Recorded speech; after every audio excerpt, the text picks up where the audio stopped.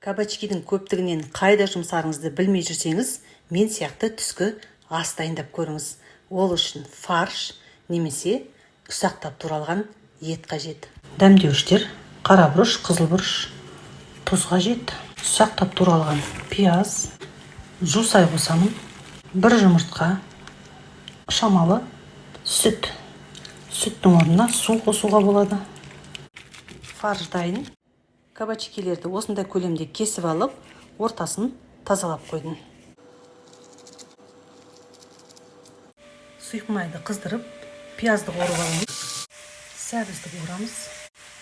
Қызыл, жасыл болгар бұрыш, қызанақ. Оның қышқылдығын кетіру үшін бір шай қасық қант саламыз. Қара бұрыш, тұз саламыз. Енді кабачкилерді үстінен қоя береміз.